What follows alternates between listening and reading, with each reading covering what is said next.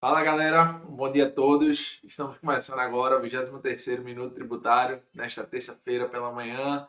Já dizendo para vocês que na semana passada, excepcionalmente, não apresentamos esse Minuto Tributário. Estava com Covid, infelizmente. Tirei uma semaninha a mais de repouso, mas estou aqui já com todas as forças, 100% recuperado para estar trazendo as notícias tributárias da semana, levando em consideração também que semana passada o STF e o STJ estão de recesso. O parlamento da gente também, o Congresso Nacional estava de recesso, então já não tivemos ali tanta coisa também e aproveitamos isso aí para dar uma sossegada aí durante esse período da doença.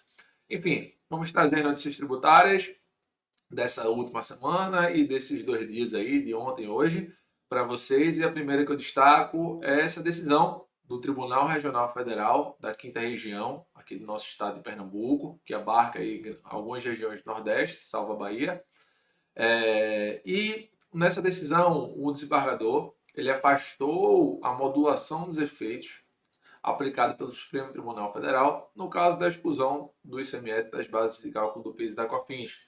Quem nos acompanha sabe que em vários minutos tributários nós falamos sobre a exclusão do ICMS, explicamos o que era, explicamos também o que era a modulação dos efeitos e explicamos também a data que foi modulado os efeitos da decisão. Ou seja, foi o momento a partir do qual o STF considerou inconstitucional a incidência do PIS e da COFINS sobre a parcela do ICMS, que compõe a nota fiscal de saída, o ICMS faturado.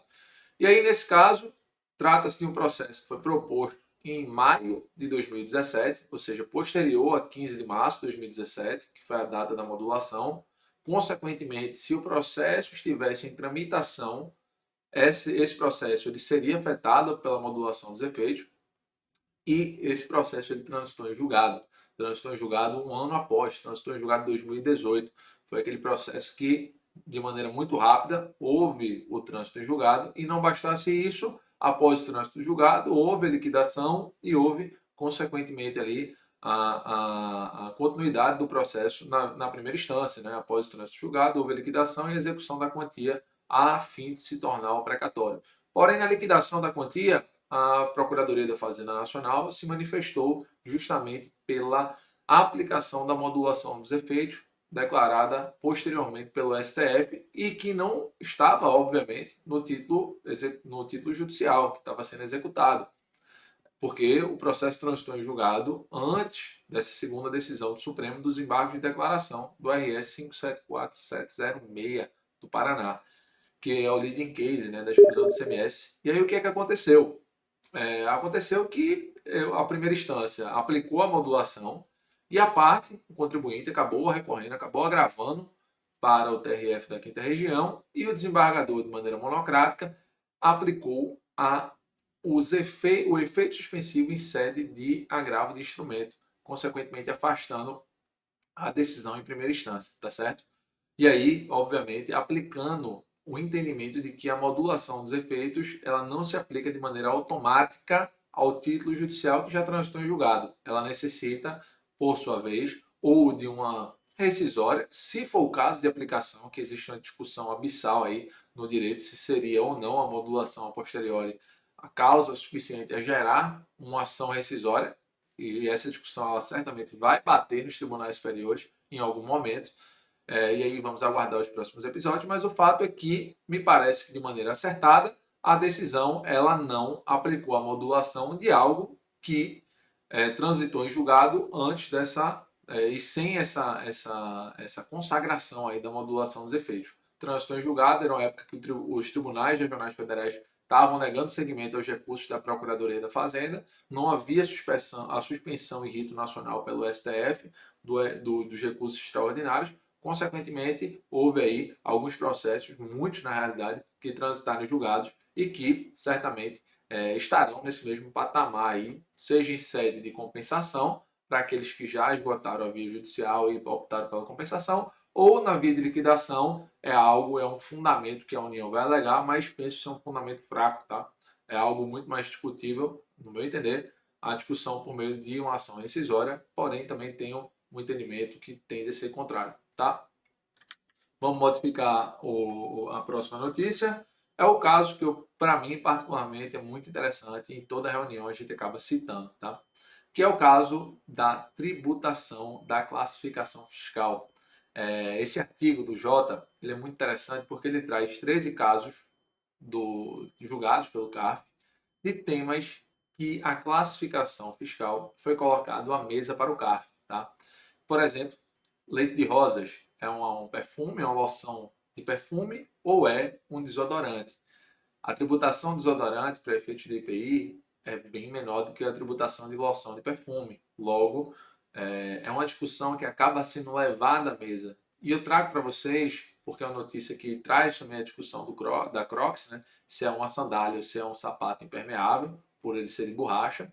E no caso, o CARF, nesses dois casos, entendeu em favor do contribuinte que a Crocs era uma sandália, consequentemente teria uma tributação menor de IPI. E no caso do leite de rosas, que o leite de rosas seria um desodorante em vez de ser uma loção de perfume e, consequentemente, julgou em favor do contribuinte. Tá? E as duas situações de maneira unânime. E aí tem uma série de situações que o próprio artigo traz e que eu acho interessante trazer aqui para vocês, porque é algo que geralmente a gente acaba citando em reunião, quando vai fazer planejamento tributário. Esses são os típicos casos que a gente diz, olha, às vezes o nome que você dá ao seu produto, ele pode ser um nome factível, um nome que acaba às vezes evitando a atuação fiscal. Por exemplo, se você chama leite rosas como uma loção de perfume no produto, embora na prática ele seja um desodorante, você acaba às vezes atraindo uma fiscalização. Então o nome, para fins de qualquer planejamento tributário, ele é muito importante, mas ele não é o essencial. Por exemplo, água gaseificada é uma água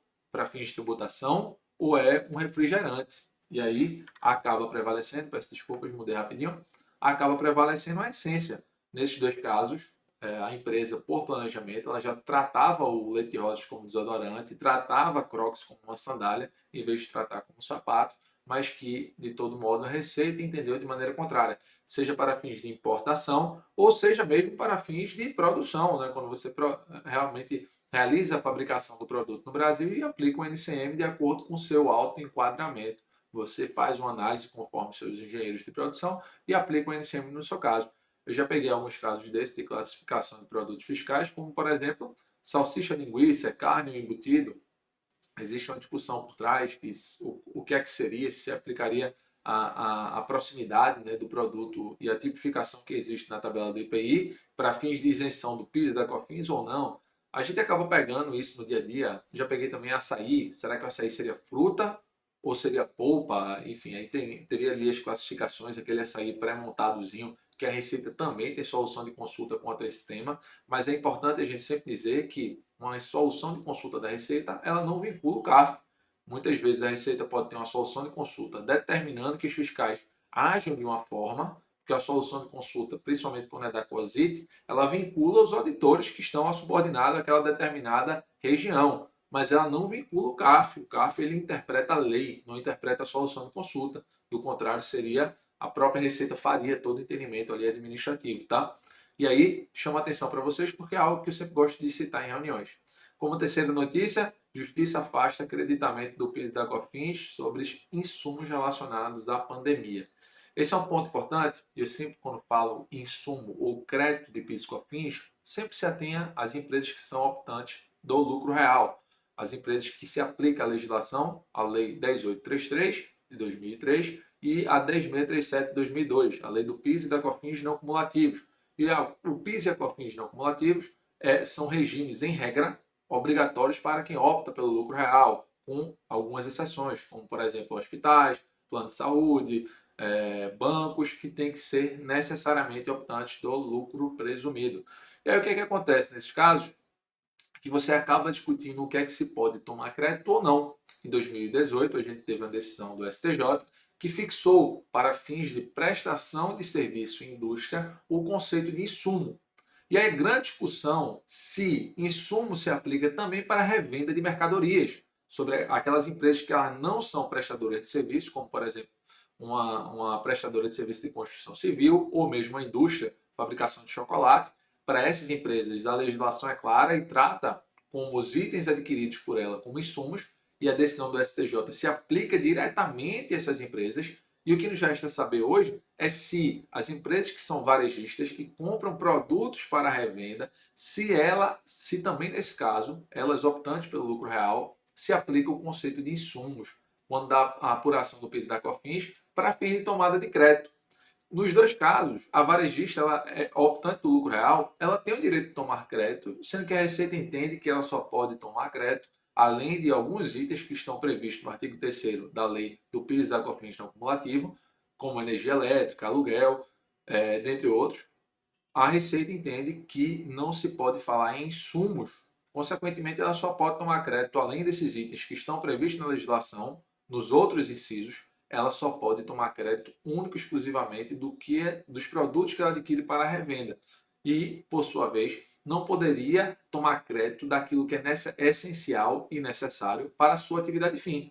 E dentre as discussões que os contribuintes acabaram levando para os tribunais, e nesse caso o Tribunal a Justiça Federal do Estado de São Paulo, no sentido de que aqueles gastos que se teve com a pandemia, como por exemplo, desinfecção na empresa, que algumas empresas tiveram um gasto elevado, álcool gel, dentre outros, eles seriam itens essenciais e relevantes. E aqui eu chamo a atenção para um caso que a Covid-19 foi considerada pelo Supremo Tribunal Federal como uma doença ocupacional, ou seja, pode ser vinculada às empresas. Então, por causa disso, algumas empresas, de maneira preventiva, acabaram propondo ação judicial para poder tomar crédito desses gastos, porque foram gastos elevados para adequar a empresa a uma nova realidade, como, por exemplo, também ocorre com o home office. Né? A gente vê algumas empresas, principalmente prestadoras de serviços, que acabaram deixando os funcionários trabalhar em casa e dando condições para isso. Será que essas empresas puderam tomar crédito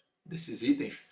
Então, fica aí uma discussão, mas aí são prestadoras de serviços. No caso dessa empresa, que era a revenda de mercadoria, o fisco entendeu que não se aplicaria o conceito de insumo fixado pelo STJ e, consequentemente, a empresa não poderia tomar crédito desses gastos para fins de apuração do PIS e da COFINS.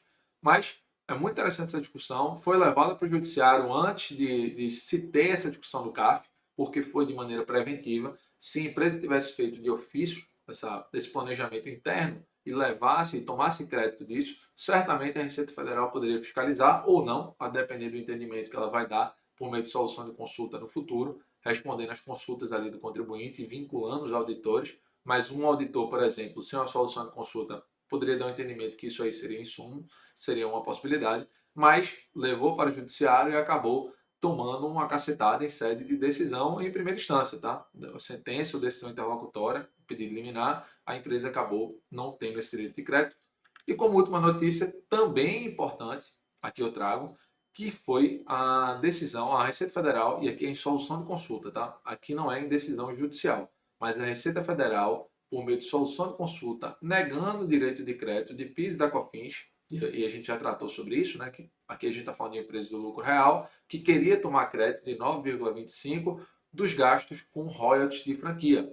A empresa é uma varejista, revenda de mercadorias, e essas mercadorias todas adquiridas da franquia, e para utilizar aquela marca, aquela franquia, e poder utilizar todo o know-how, ela paga uma determinada quantia em royalties. Geralmente são quantias vinculadas ao seu faturamento, 10%, 8%, 7%, sei lá, como o contrato dispõe. Ou mesmo quantias fixas. E aí, essa quantia fixa, o que é que a empresa queria poder fazer? Tomar crédito dessa quantia por ela estar ali enquadrada no faturamento, ela queria ter o direito de tomar crédito porque a franquia, esse gasto de franquia, se interpretou recentemente no Supremo Tribunal Federal que para fins tributários era um serviço.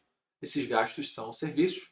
E esses gastos, por ser serviço, o entendimento da empresa era de que, ou dos contribuintes, na realidade, é de que, por assim ser, poderia ser creditável tomar 9,25 sobre esse gasto. Ou seja, 9,25 se for 8% de faturamento, vezes 8% do faturamento. Isso aí é o que ela tomaria de crédito sobre esse royalty de franquia, que seria uma possibilidade, tá? E aí, a solução de consulta, volto a dizer, ela não vincula o CARF, vincula os auditores da Receita, mas é um entendimento, não é um entendimento isolado, já é consolidado em âmbito nacional na Receita Federal. Essa discussão certamente vai chegar no CARF, e no CARF a gente vai entender, lembrando que por se tratar de uma varejista, se paga, também se tem aquela discussão se aplica o conceito de insumo ou não. E se não se aplica o conceito de insumo, certamente essa discussão fica muito mais rala, porque não existe um inciso específico no artigo 3º, na lei do PIS, da COFINS, do acumulativo, que diga que você pode tomar crédito desse tipo de gasto, tá? Então, tudo aí vai girar em torno do enquadramento se insumo se aplica para fins de creditamento do PIS e da COFINS para varejistas que trabalham com revenda de mercadoria, tá bom? Artigo 3º, inciso 2º e inciso 3º das leis 10.833 e 10.632, tá? E assim a gente termina mais um Minuto Tributário. Agradeço vocês, um forte abraço e até a próxima.